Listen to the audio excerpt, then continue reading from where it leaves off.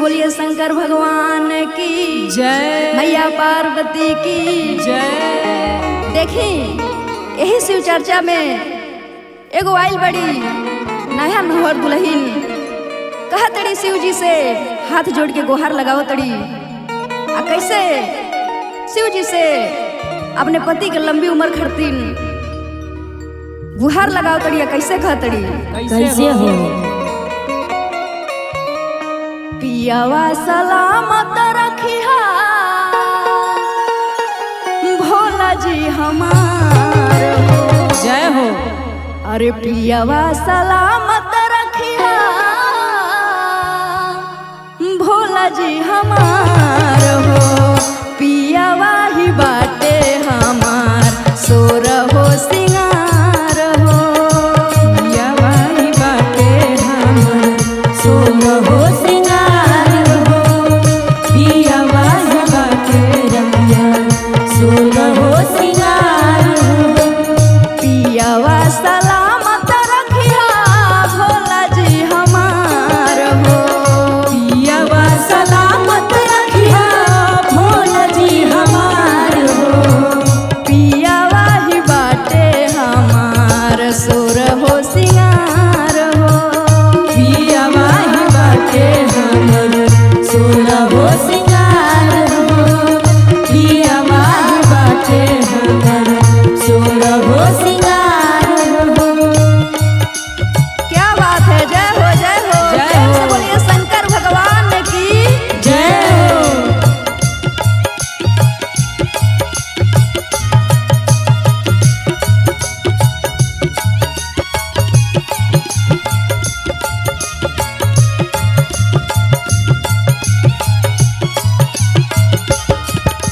पियावा ही बाटे हमार सोर हो सिंगार हो। पियावा ही बाटे हमार सोर हो सिंगार हो। देखी दीदी और कैसे खातरी शंकर भगवान से कैसे हो करिले नमन तहार भोला बरबार हो। रहे खुशहाल हरदम मोर परिवार हो।